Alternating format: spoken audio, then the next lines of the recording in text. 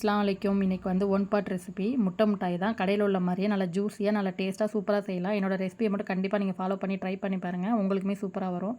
எதுக்கு one pot ரெசிபின்னு சொன்னேன்னா, ஒரே கடாயில் நம்ம எல்லாமே வந்து மிக்ஸ் பண்ணி எல்லாத்தையுமே ஆட் பண்ணிவிட்டு பால்கோவா பாதத்துக்கு நம்ம அடுப்பில் வச்சு நான் கிண்டி எடுக்கலாம். அதுக்கு தான் நான் ஒன் பாட் ரெசிபின்னு சொன்னேன். இப்போ நல்லா கனமான கடாயில் வந்து 6 முட்டையை வந்து உடச்சி ஊற்றிக்கங்க.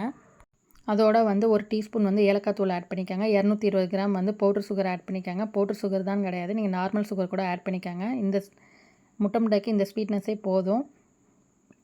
அதையுமே ஆட் பண்ணிவிட்டு நல்லா விஸ்க் வச்சு நல்லா வந்து சுகர் கரையிற வரைக்கும் நல்லா வந்து மிக்ஸ் பண்ணுங்கள். இப்போ வந்து ஒரு மிக்ஸி ஜாரில் வந்து நான் பாதாம் முந்திரி வந்து கரெக்டாக ஈக்குவலாக 50 கிராம் எடுத்திருக்கேன்.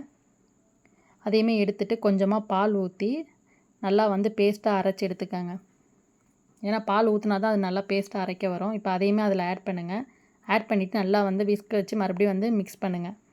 நல்லா மிக்ஸ் ஆனதுக்கப்புறம் இப்போ வந்து கரெக்டாக வந்து நீங்கள் வந்து 50 கிராம் வந்து கீ எடுத்தால் போதும். அந்த கீ அதுக்கு கரெக்டாக இருக்கும். இப்போ கீயுமே ஆட் பண்ணிவிட்டு அதையுமே மிக்ஸ் பண்ணிவிட்டு அதையுமே நல்லா விஸ்க் வச்சு நல்லா மிக்ஸ் பண்ணுங்கள். மிக்ஸ் பண்ணதுக்கப்புறம் நான் 250 கிராம் வந்து ஸ்வீட்லெஸ் கோவா எடுத்திருக்கேன். அதையுமே ஆட் பண்ணிவிட்டு இப்போ கொஞ்சமாக வந்து ஒரு பிஞ்ச் வந்து சால்ட் ஆட் பண்ணிக்கோங்க.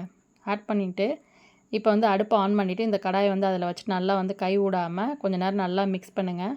நம்மளுக்கு கொஞ்சம் சூடாக நம்ம ஸ்வீட்லெஸ் கோவா கட்டி கட்டியாக இருக்குல்ல, அதுவுமே கொஞ்சம் மெல்ட் ஆக ஆரம்பிச்சிரும். நம்ம கை விடாமல் எப்படி ஒரு 10 நிமிஷமாவது கிண்டுற மாதிரி இருக்கும். நம்ம கிண்டிகிட்டே இருக்கும் போது தான் நம்மளுக்கு பால்கோவா பதத்துக்கு வரும். நல்லா ஸ்லோவாக கொஞ்சம் நேரம் கை விடாமல் கிண்டுங்க.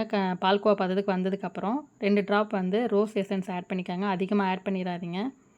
2 ட்ராப்ஸே அதுக்கு போதுமாக இருக்கும். கரெக்டாக 8 இன்ச்சு ட்ரேயில் வந்து கீ நல்லா அப்ளை பண்ணுங்கள். அப்போ தான் வந்து பேக்காகி நம்ம எடுக்கும் போது டின்னில் வந்து ஒட்டாமல் வரும். அதனால் மறக்காமல் நீங்கள் வந்து கீ அப்ளை பண்ணிக்கோங்க.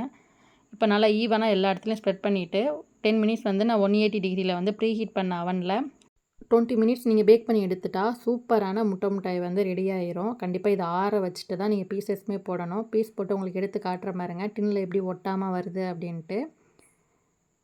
இப்போ எடுத்த பீசஸை வந்து நான் உங்களுக்கு ஒரு ட்ரேயில் எடுத்து அந்த எடுத்து காட்டுற மாதிரிங்க எவ்வளோ ஜூஸியாக இருக்குது அப்படின்ட்டு. கண்டிப்பாக இது வந்து நீங்கள் ட்ரை பண்ணி பார்த்துட்டு கண்டிப்பாக எனக்கு மெசேஜ் பண்ணுங்கள்.